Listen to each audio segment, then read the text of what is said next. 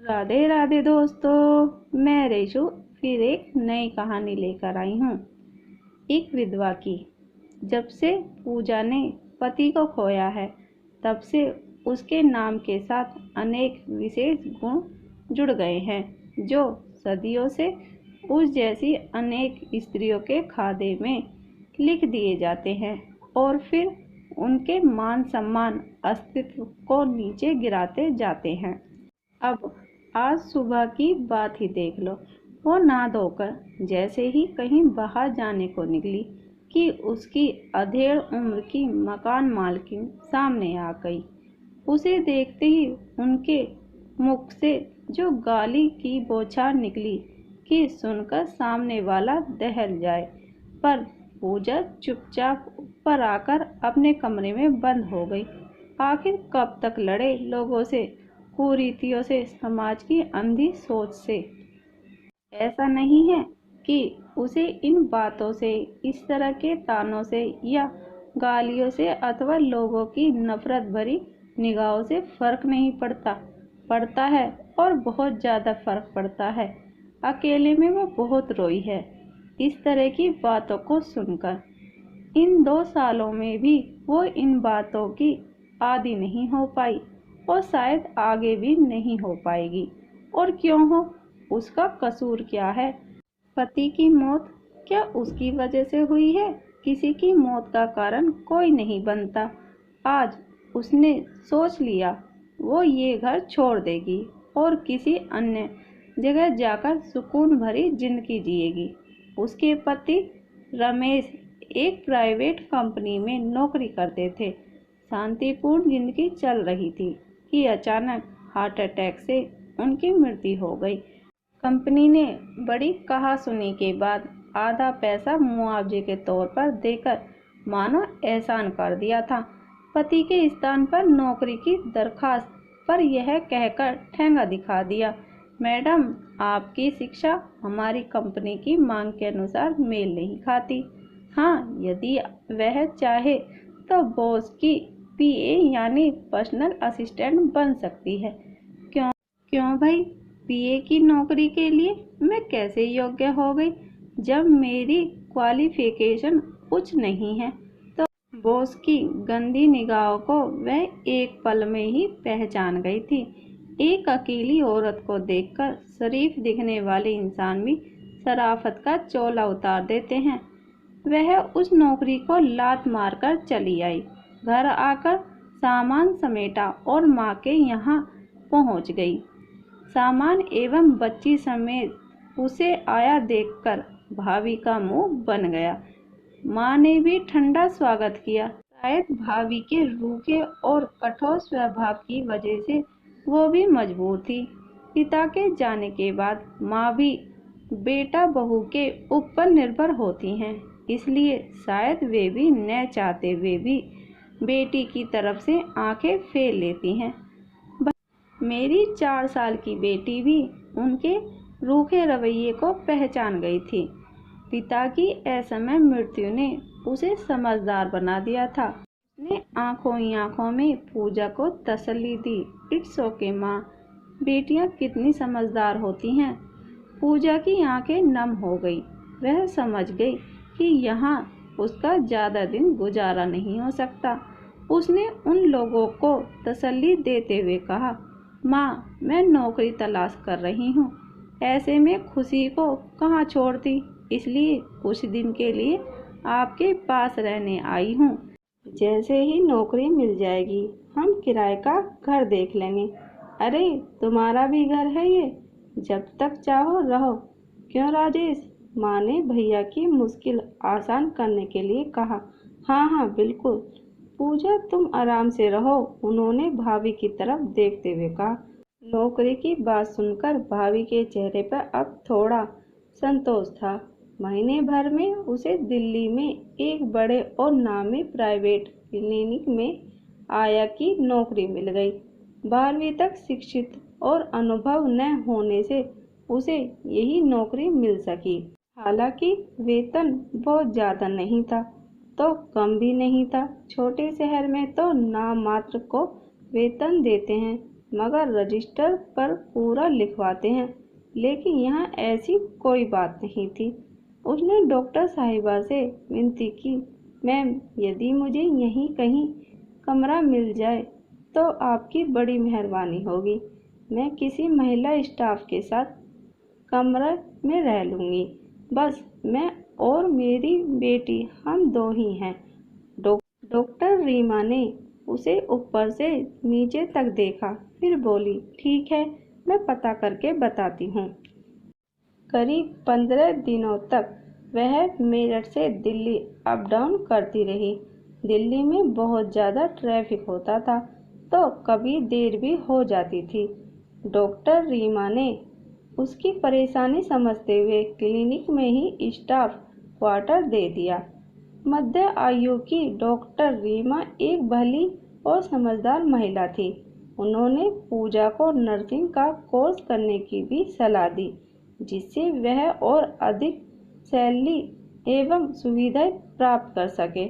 उनकी सलाह मानते हुए उसने नर्सिंग कोर्स के लिए पास के एक सरकारी मेडिकल कॉलेज में दाखिला ले लिया। पति की मृत्यु के बाद मिले पैसे यहाँ काम आ गए थे। जिंदगी पटरी पर आने लगी थी। स्कूल खुलते ही खुशी का पास के प्ले स्कूल में एडमिशन करा दिया। उसकी स्थिति व आमदनी को समझते हुए खुशी की फीस काफ़ी कम कर दी गई थी। ये सब डॉक्टर रीमा की मेहरबानी से हुआ था। वे खुशी को बहुत प्यार करती थी और उसका ख्याल भी रखती थी। स्टाफ क्वार्टर में रहने से पूजा का किराए का पैसा भी बच रहा था। उस पैसे को वह अलग से जमा करती जाती। डॉक्टर रीमा उसे व खुशी को कभी कभी घर पर भी बुला लेती थी, कभी डिनर पर भी, कभी यूं ही। स्टाफ के कुछ लोगों ने उसे आगाह किया कि वो बस अपने काम से काम रखे, उनके साथ ज़्यादा घुलने मिलने की कोशिश न करें। मगर पूजा ने उनकी बात पर ध्यान नहीं दिया। फिर एक दिन, मिस पूजा, क्या तुम मेरे बेटे से शादी करोगी? देखो, रिहान मेरा इकलौता बेटा है, ये सब उसी का है। वो तो थोड़ा दिमाग से कमज़ोर है, पागल नहीं है, बस भोला है, नादान है। एक लड़की के धोखे ने उसे इस स्थिति में लाकर खड़ा कर दिया है, पागल सा कर दिया है। अगर तुम उसकी ज़िंदगी में आ जाओगी तो वो धीरे धीरे ठीक हो जाएगा। प्रेम में बहुत शक्ति होती है, तुम चाहोगी तो वो बिल्कुल नॉर्मल हो जाएगा। मैंने तुम्हारे आगे सारी बात स्पष्ट रूप से रख दी है, तुम अच्छी तरह सोच समझ लो, अंतिम फैसला तुम्हारा ही होगा। डॉक्टर रीमा ने बिना लाग लपेट के अपनी बात स्पष्टता से उसके सामने रख दी। जी। वह हैरानी से डॉक्टर रीमा को देख रही थी। स्टाफ के लोगों से उसने सुना था कि उनका लड़का पागल है, उसका पागल खाने में इलाज चल रहा है। तुझ पर वे इसलिए मेहरबान हैं कि किसी तरह उनके बेटे का घर बस जाए, उन्हें उनका वारिस मिल जाए। किंतु पैसे के लालच में भला कोई उनके पागल लड़के से शादी कर लेगा? पहले भी वे एक दो लड़कियों को ये प्रपोजल दे चुकी हैं, लेकिन उस पागल से कौन शादी करेगा? वो इतना हाइपर है कि किसी की जान भी ले सकता है। उसने कई बार लोगों पर जानलेवा हमला किया था, इसलिए तो उसे मानसिक अस्पताल में भर्ती कराया हुआ है।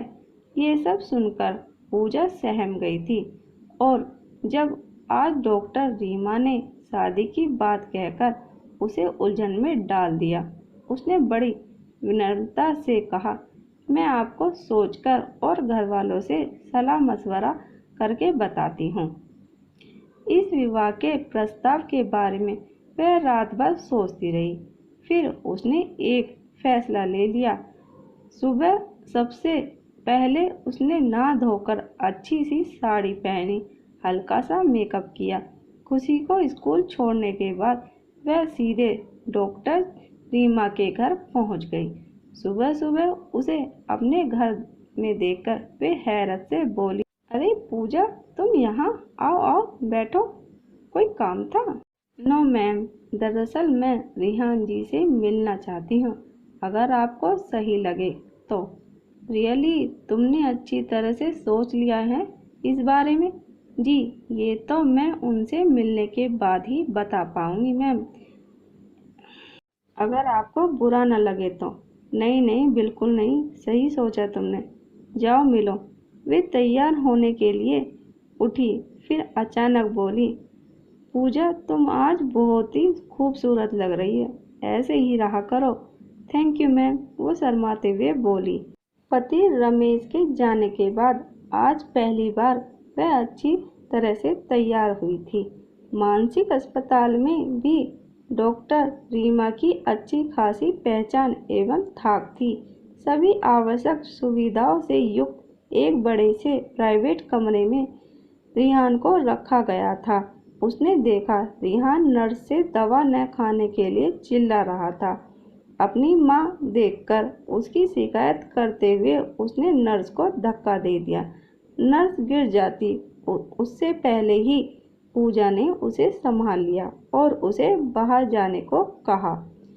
माँ ने बहुत समझाया, लेकिन उसने दवा नहीं खाई।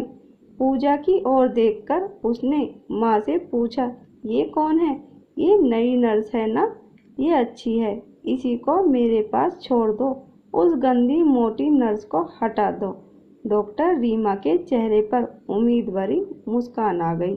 उन्होंने बेटे से बड़े प्यार से पूछा, अगर इसे तुम्हारे पास रख दे तो तुम इसकी सारी बात मानोगे? इसे तो धक्का नहीं दोगे? नो मम्मा, बिल्कुल नहीं, इसे ही छोड़ दो मेरे पास। ओके ओके, देखो अभी तो ये सिर्फ तुमसे मिलने आई है, अब ये अपने घर जाकर अपने कपड़े और सामान लेकर आएगी, अपने घर वालों से परमिशन लेगी, तभी तो आ पाएगी, है कि नहीं बेटा? यस मम्मा।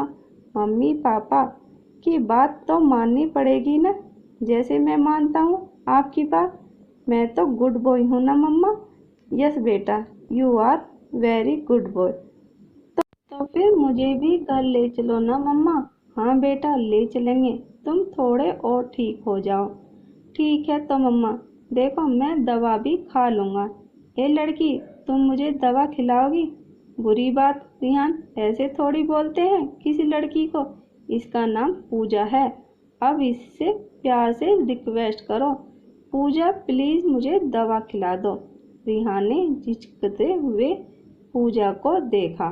डॉक्टर रीमा कुछ कहने को हुई तो पूजा ने उन्हें रोक दिया और आगे बढ़कर उसे दवा खिला दी। डॉक्टर मुस्कुरा दी। अगले 2-3 महीने तक पूजा कुछ घंटों के लिए रिहान की देखभाल के लिए अस्पताल जाती रही। रिहान में आश्चर्यजनक रूप से सकारात्मक बदलाव आ रहे थे। डॉक्टर भी चकित थे कि जो सुधार पिछले 5 वर्षों में नहीं हुआ, वो 3 महीने में कैसे संभव है। लगभग 5 महीने तक ये सिलसिला चलता रहा। फिर डॉक्टर थोड़े थोड़े अंतराल के लिए अब रिहान को घर भी भेजने लगे थे। घर पर रिहान ज्यादा खुश तथा ठीक रहता। खुशी से उसकी बहुत अच्छी दोस्ती हो गई थी। इस बीच पूजा 2-3 दिन के लिए अपने मायके गई थी। वहां उसने माँ और भैया भाभी को अपने फैसले के बारे में बताया। उसकी बात सुनकर माँ गुस्सा करने लगी। पागल तो नहीं हो गई है न तू? उस पागल से शादी करेगी? मैं कहती हूँ कि शादी करने की जरूरत ही क्या है तुझे?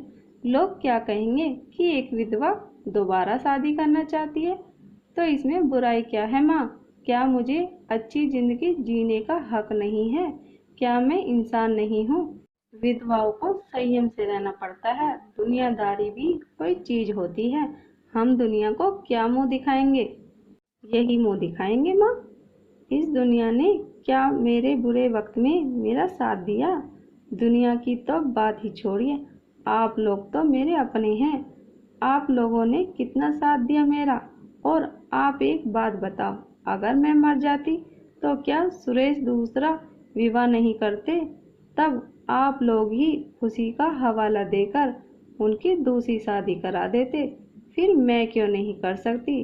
क्योंकि तू औरत है, इसलिए औरत को इतनी बेशर्माई शोभा नहीं देती। इसमें बेशर्मी की क्या बात है? शादी कर रही हूँ, कोई ऐसे ही नहीं रहूंगी उनके साथ। वाह माँ वाह, अब तक सुना था, अब आज देख भी लिया कि औरत ही औरत की दुश्मन होती है। कहते हुए पूजा की आंखों में आंसू आ गए। फिर उसने खुद को संभालते हुए कहा, माँ मैंने फैसला ले लिया है कि मैं रिहान से शादी कर रही हूँ। अगर आपको मेरी जरा भी परवाह है तो आ जाइएगा।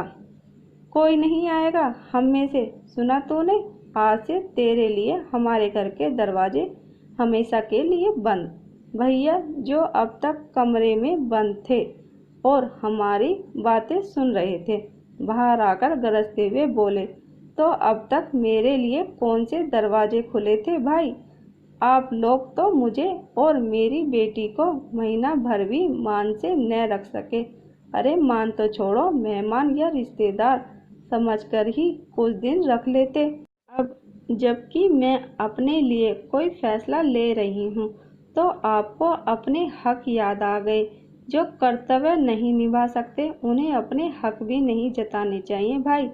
अरे बड़ा भाई तो पिता समान होते हैं, बहनों के लिए सब कुछ कुर्बान करने को तत्पर रहते हैं। लेकिन आपने आपने बोलते बोलते वह हाँफने लगी थी। आपने मेरे मुश्किल समय में मुझसे किनारा कर लिया था, महज दुनिया समाज को दिखाने के लिए बेदिली से मेरे सिर पर हाथ तो रख दिया, मगर मगर दिल से मुझे अपना नहीं बना सके। इतने वर्षों का भरा हुआ गुबार उसकी आंखों और जुबान के रास्ते बाहर आ गया। बेटियां बोझ नहीं होती, बेटे के बराबर होती हैं, ये सिर्फ पिता ही मानते हैं। अगर आज पापा जिंदा होते तो क्या वे मुझे यूं बेसहारा और अकेला छोड़ देते? नहीं, बिल्कुल नहीं। और माँ आप क्या सारे फर्ज, सारे नियम कायदे बेटियों को ही सिखाती हो? भैया को उनका फर्ज नहीं याद दिला सकती हो आप? किस बात की मजबूरी है आपको? पापा की पेंशन आती है, ये घर आपके नाम पर पापा ने आपको बना कर दिया है। आप चाहती तो मुझे यहाँ हक और सम्मान के साथ रहने दे सकती थी, लेकिन आपने मेरा मान तोड़ दिया है। अरे निठल्ली तो मैं यहाँ भी नहीं बैठती, नौकरी कर रही हूँ ना अभी, तब भी करती। कम से कम मेरी बेटी को घर की सुरक्षा तो मिलती। लेकिन मैं शुक्रगुजार हूँ आप लोगों की कि मैं घर से बाहर निकली, वरना भाभी तो मेरी बेटी को घर की नौकरानी ही बना देती। देख चुकी हूँ मैं किस तरह से बेचारी एक दिन स्टूल पर खड़े होकर सिंक में चाय के कप धो रही थी। एक कप टूट गया था तो भाभी की लताड़ भी सुनी थी मैंने। वो आपने शायद देखा नहीं होगा या देखकर अनदेखा कर दिया होगा। बोलो माँ, इनके जाने के बाद आपने कभी मुझे गले लगाकर दो बोल तसल्ली के बोले कि बेटी तू चिंता मत कर, मैं हूं ना। मैं क्या, माँ के कुछ कहने से पहले ही उसने उन्हें हाथ के इशारे से टोक दिया। आंखों में भर आए आंसुओं को पोंछती हुई वह बोली, बस उसी दिन मैं घर से निकल गई थी। याद आया आपको भाभी? वो तो मैं भाभी हकलाते हुए सफाई पेश करने लगी। रहने दो भाभी, मुझे किसी की कोई सफाई, कोई मदद, कोई दया नहीं चाहिए। आप लोग बड़े हैं, इसलिए आपके आशीर्वाद से मैं अपना नया जीवन शुरू करना चाहती थी, मगर आपको न इज्जत देनी आती है न लेनी। मैं और मेरी बेटी अब नर्क जीवन जीने के लिए विवश नहीं हैं। आपको आपका घर मुबारक हो, चलती हूँ अब, भूल चूक माफ करिएगा। कहते हुए वह बेटी का हाथ पकड़कर स्वाभिमान से सिर उठाकर चल दी अपने नए जीवन में कदम रखने के लिए। पिछले भाग में आपने सुना कि पूजा अपनी दूसरी शादी के फैसले के बारे में अपनी माँ और भाई को बताती है और उन्हें विवाह में शामिल होने के लिए कहती है, जिसे सुनकर वे लोग भड़क जाते हैं और समाज एवं रीति रिवाज का हवाला देकर विधवा विवाह को गलत ठहराते हैं। दुखी और निराश पूजा माँ, भाभी और भाभी द्वारा उस पर एवं अपनी बेटी पर किए गए अत्याचारों और कठोर रवैये की याद दिलाते हुए उन्हें आईना दिखाती है। अब मायके से आने के बाद पूजा बहुत उदास, अनमनी और कंफ्यूज थी। दुखी इसलिए कि उसने अपने भाई, भाभी और माँ को जवाब दिया था। पहले वो ऐसी मुफ्त नहीं थी, किंतु पति के गुजर जाने के बाद परिवार, समाज के लोगों का नफरत भरा रवैया देखकर उसका मन कड़वा और व्यवहार रूखा हो गया था। उसे अब गिलानी हो रही थी और स्वयं पर गुस्सा भी आ रहा था। वह मन ही मन सोच रही थी और दुखी हो रही थी, मुझे उन लोगों के साथ इस प्रकार नहीं बोलना चाहिए था। आखिर वो लोग बड़े हैं। वो परेशान इसलिए थी कि क्या वो ये शादी करके सही कर रही है या गलत। उसे दूसरी शादी करनी भी चाहिए या नहीं। क्या रिहान ठीक भी हो पाएगा या नहीं। क्या वो खुशी को पिता का प्यार दे पाएगा। क्या रीमा मैडम मेरी बेटी को अपनी पोती का दर्जा देंगी। ऐसे अनगिनत सवाल उसके मन में घूम रहे थे।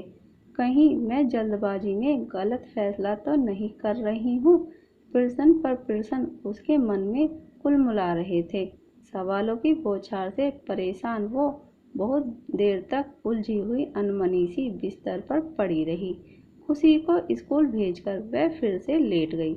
आज उसका अस्पताल जाने का, ड्यूटी करने का जरा भी मन नहीं था। जब वो 10 बजे तक अस्पताल नहीं पहुंची तो मिसेज रीमा ने चपरासी द्वारा संदेश भिजवाया। पूजा मैडम, मैडम रीमा आपको याद कर रही हैं। उन्होंने आपको घर पर बुलाया है। ठीक है, उनको बोलो आधे घंटे में आती हूँ। बड़े अनमने मन से वह उठकर तैयार हुई और मिसेज रीमा के घर की ओर चल दी। मिसेज रीमा लॉन में बैठी अखबार पढ़ रही थी। वहीं उनके बगल वाली कुर्सी पर रिहान भी बैठा हुआ था। वो बैठे बैठे ही गेंद को मारकर गिनती कर रहा था। रीमा को देखकर वह खुशी से उछल पड़ा। अरे दोस्त, तुम आ गई।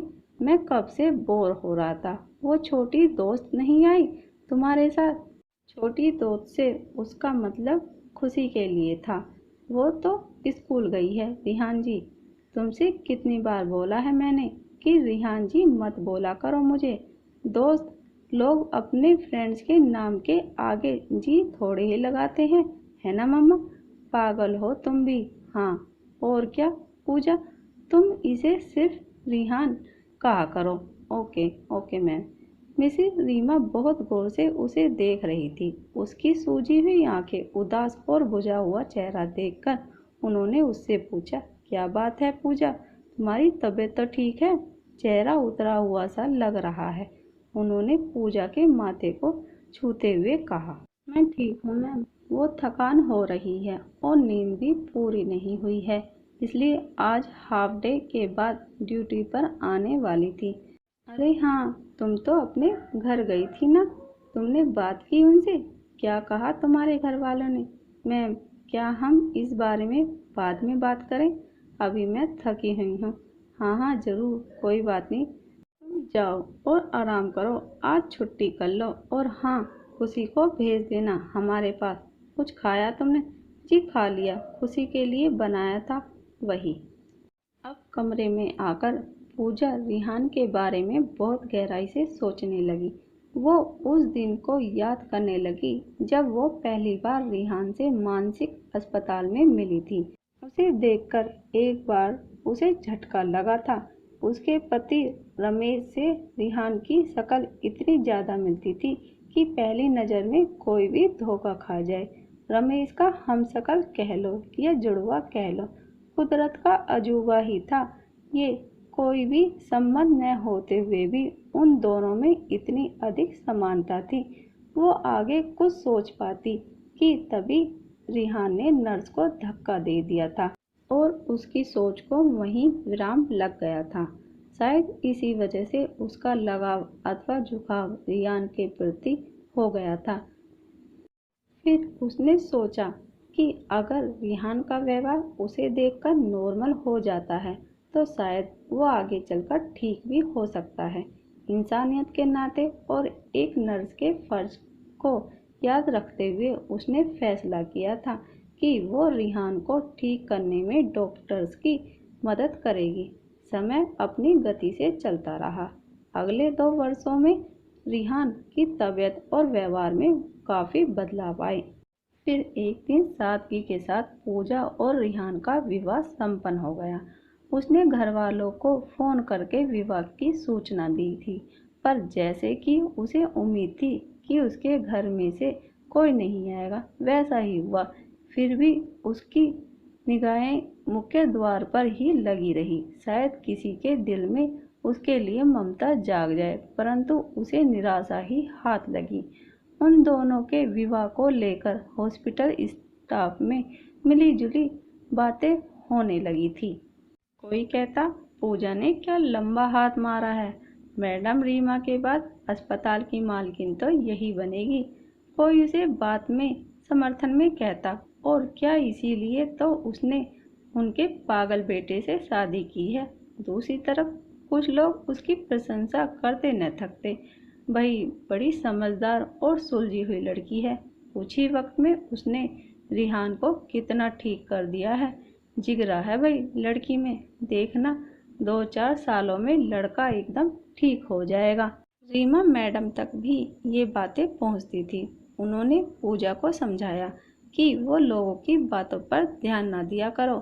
ऐसा नहीं था कि सब एकदम से सही हो गया था या उसे किसी चमत्कार की उम्मीद थी। रिहान कभी कभी बिल्कुल छोटे बच्चे की तरह पेश आता था, तो कभी एकदम बड़ों की तरह नॉर्मल व समझदार लगता था। एक बार तो रिहान नहाते हुए मम्मा मम्मा कहकर चिल्लाने लगा। जब पूजा अंदर देखने गई तो उसे धक्का देकर बाहर निकाल दिया। तुम क्यों आई हो इधर, मम्मा को बुलाओ। बाथरूम में छिपकली देखकर वह उस दिन बहुत हाइपर हो गया था। फिर अगले कुछ मिनटों बाद वह बड़े मजे से खुशी को होमवर्क करवा रहा था। उसके इस रवैये को याद करके सास बहुएं खूब हंसी थी। पूजा बड़े धीरज से उसके साथ पेश आती थी। खुशी भी उसे अब अच्छी तरह समझने लगी थी। वो उसे अपना पिता ही मानती थी, वो पिता जो उसका दोस्त भी था। अपने पिता की तो उसे याद भी नहीं आती थी। उस समय वह महज 2 साल की बच्ची ही तो थी। उसने अपने पापा को तस्वीर में ही तो देखा था। दोनों के चेहरों में समानता की वजह से उसे कभी लगा ही नहीं कि ये उसके असली पिता नहीं हैं। पूजा अपनी नर्सिंग की जॉब के साथ साथ घर का और रिहान का भी बहुत ख्याल रख रही थी। मिसेस रीमा पूजा को बहू के रूप में पाकर बहुत खुश होती थी। वे बहुत अच्छी सास साबित हुई। खुशी को भी वे अपनी सगी पोती की तरह ही प्यार करती थी। रमेश के निधन के बाद जो रिश्ते खो गए थे, वे इतने सुंदर रूप में फिर से मिलेंगे, ये पूजा ने सपने में भी नहीं सोचा था। एक दिन पूजा ने मिसेस रीमा से पूछा, माँ, रिहान के बारे में और कुछ डिटेल में बताइए ना, जिससे मुझे उन्हें समझने में आसानी हो। तब उन्होंने बताया, मेरा बेटा बहुत होशियार, होनहार और कोमल स्वभाव का लड़का था। घूमना फिरना, हंसी मजाक करना उसकी आदत थी। बहुत दयालु भी है मेरा बेटा, बहुत शांत भी था। गुस्सा तो इसे कभी आता ही नहीं था। मानसिक स्थिति डावाडोल होने से पहले रिहान MBA कर रहा था। वहीं कॉलेज में वो एक लड़की से प्यार करने लगा था। 2 साल तक उनका प्यार चला। अंतिम सेमेस्टर की परीक्षा से पहले ही उस लड़की को रिहान से भी अधिक धनवान लड़का पसंद आ गया और वो उसे धोखा देकर दूसरे लड़के के साथ चली गई। उसने रिहान का प्यार ठुकरा दिया और उसके प्यार के बदले उसने जवाब दिया कि उसके सामने तुम्हारी कोई हैसियत नहीं है। रिहान ये सदमा बर्दाश्त नहीं कर पाया। इसी मानसिक परेशानी में उसका एक्सीडेंट हो गया था। सिर पर गंभीर चोट लगने की वजह से वह अपना मानसिक संतुलन खो बैठा था। उसे एक बीमारी हो गई जिसमें कुछ वर्षों की यादें दिमाग में रह जाती हैं और कुछ भूल जाती हैं। रिहान के इस कटु अतीत बताते हुए मिसेस रीमा की आंखों के कोर नम हो गए थे। समय बीतता गया, धीरे धीरे रिहान ठीक हो रहा था। पूजा और रिहान का रिश्ता अभी तक दोस्ती की सीमा तक ही था। कभी कभी उसे लगता था कि शायद रिहान ठीक है, अब इंसान की तरह व्यवहार करता है, मगर तभी उसकी कुछ ऐसी हरकतें उसे अपने फैसले पर सोचने को मजबूर कर देती। मगर अब क्या हो सकता था? मिसेस रीमा पूजा की मन स्थिति अच्छी तरह समझती थी। वे उसका हौसला बढ़ाते हुए कहती, तुम चिंता मत करो बेटा, तुम्हारी मेहनत और तुम्हारा धीरज अवश्य रंग लाएगा। मुझे पूरा विश्वास है तुम पर और ऊपर वाले पर भी। देखते देखते 5 वर्ष बीत गए। पूजा धैर्य और लगन से रिहान की देखभाल करती रही। अब वो उसकी जिंदगी का अहम हिस्सा बन गई थी। उसे अपने इस जीवन में कोई कमी नहीं थी। जब उसे अपने घर वालों की याद आती थी तो उसका मन विचलित हो जाता था। जब से उसने शादी का फैसला घर वालों को बताया था, तब से उसे कोई मिलने नहीं आया था, न ही वो वहां गई थी। अब तो वो लोग उसकी आवाज़ सुनकर फ़ोन भी काट देते थे। हारकर उसने भी उन लोगों से संपर्क तोड़ दिया। भला कहीं ताली एक हाथ से बजती है क्या? आज वह कुछ ज़्यादा ही उदास थी। 5 वर्ष पूर्व आज ही के दिन उसका और रिहान का विवाह हुआ था। आज वैलेंटाइन डे भी था, दुगनी खुशी का दिन। मगर क्या उसके जीवन में वो खुशी है जो होनी चाहिए? हालांकि देखा जाए तो उसके पास आज सब कुछ है, धन दौलत, सुरक्षा, पति का नाम, मान सम्मान, सासू माँ, एक प्यारी सी बेटी खुशी और दोस्त समान पति रिहान। मगर जीवन साथी के रूप में पति का स्थान तो अभी भी खाली है। शाम 4 बजे के करीब मिसिस रीमा ने पूजा को बुलाकर कहा, पूजा बेटा, तुमसे एक काम है। जी माँ, कहिए। मेरी एक महिला मित्र है जो ग्रीन पार्क में रहती है। उन्होंने अपनी बेटी के लिए जो नर्स रखी थी वो आज नहीं आई है। क्या तुम कुछ घंटों के लिए उनकी बेटी को संभाल लोगी? वो एक मानसिक रोगी है और तुम अच्छी तरह से केयर कर लोगी। ठीक है माँ, मैं चली जाऊंगी। तुम तैयार हो जाओ, ड्राइवर तुम्हें छोड़ आएगा। और हाँ, शाम को आते हुए पार्लर भी हो आना। क्यों पार्लर, क्यों? उसकी क्या जरूरत है माँ? अरे तुम्हारी शादी की सालगिरह है, अच्छे से तैयार होना तुम्हारा हक है। मुझे और खुशी को भी अच्छा लगेगा और रिहान भी खुश हो जाएगा। सासू माँ की बात सुनकर पूजा के दिल में खुशी हुई, लेकिन उसने जाहिर नहीं होने दिया। उन्होंने एक साड़ी देते हुए कहा, ये मेरी तरफ से सालगिरह का तोहफा है, आज शाम को ये पहनना। जब से शादी हुई है वे हर साल उसे उपहार में कुछ न कुछ देती हैं। बुझे मन से उसने उनका उपहार ले लिया और ड्राइवर के साथ चली गई। रात को 7 बजे के करीब ड्राइवर लेने आ गया। उसने उसे पार्लर में छोड़ दिया। पार्लर वाली ने उसे बहुत सुंदर ढंग से सजाया था। अपना फाइनल लुक देखकर वह हैरान रह गई। गहरे गुलाबी रंग की साड़ी में वो आसमान से उतरी अप्सरा सी लग रही थी। इतनी सुंदर तो वह शादी वाले दिन भी नहीं लग रही थी, जितना रूप उस पर आज चढ़ा था। वह खुश हो गई, लेकिन अगले ही पल वह उदास भी हो गई। क्या फायदा इस रूप सौंदर्य का जब रिहान को कोई वास्ता ही नहीं। उसके दिल में एक पीड़ा उठी। ड्राइवर उसे लेने आ गया था। वो घर पहुंची तो आश्चर्यचकित रह गई। पूरा घर गुलाबी और सफेद फूलों से सजा हुआ था। गुलाब के फूलों की भीनी भीनी सुगंध चारों तरफ फैली हुई थी। मुख्य द्वार से कॉरिडोर तक लाल रंग का कारपेट बिछा हुआ था। उसके कदम रखते ही गाना बज गया। वह खुश होते हुए अंदर आई। उसके अंदर आते ही तेज रोशनी से हॉल चमक उठा। Surprise, happy anniversary, happy Valentine day की आवाजें चारों ओर गूंज उठी। उस समय तो वह बेहोश होकर गिरते गिरते बची। जब उसने सूट बूट में सजे रिहान को घुटने पर बैठे देखा, जो एक हाथ में अंगूठी लिए हुए था और दूसरे हाथ से उसका हाथ पकड़कर कह रहा था, मेरे साथ वैलेंटाइन डे मनाओगी माय डियर वाइफ? ओहो, जल्दी से हाँ कर दो ना यार, मेरे घुटने दुख रहे हैं। तो दुखने दो, ये नर्स किस काम आएगी? उसने शरारत से हंसते हुए कहा और अपना हाथ आगे बढ़ा दिया। तालियों की गड़गड़ाहट से पूरा हॉल गूंज उठा। रिहान ने धीरे से उसे अपने गले लगाते हुए कहा, हैप्पी मैरिज एनिवर्सरी डियर। पूजा शर्माकर हट गई और उसने भी शादी की सालगिरह की बधाई दी। खुशी से उसकी आंखें नम हो गई। तभी उसकी नज़र दरवाजे पर पड़ी। उसकी माँ, भाई, भाभी और भतीजियाँ वहाँ खड़े थे। आश्चर्यचकित होकर वह दौड़कर उनसे मिलने पहुँच गई। आंखों से गंगा जमुना बह निकली। सारे गिले शिकवे आज आंसुओं के रास्ते बह गए। रिहान ने उन सब का स्वागत किया और पूजा का हाथ थामते हुए कहा, चलो पूजा, केक काटते हैं, वरना हमारी प्रिंसेस नाराज हो जाएगी।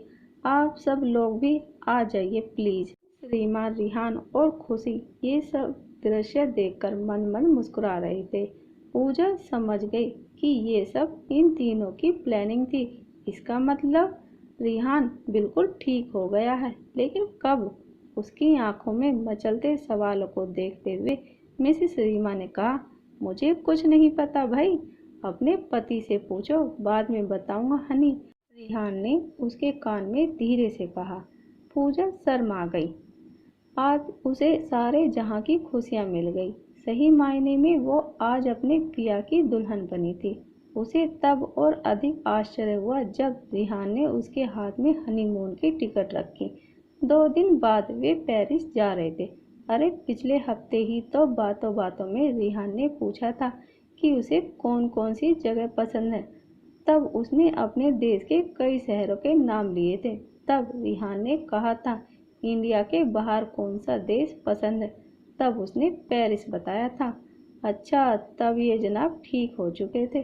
तभी मुझे चुपके चुपके निहारा करते थे। मेरी नज़र पड़ते ही चेहरे के भाव बदल लेते थे। अब सब समझ गई मैं। उसकी मुस्कान गहरी होती जा रही थी। जरा रुकिए, अभी एक सरप्राइज और बाकी है। मिसेस रीमा ने अनाउंसमेंट की, आज से मेरी बहू मेरे अस्पताल में बराबर की पार्टनर है। उन्होंने एक फाइल देते हुए उसे गले लगा लिया।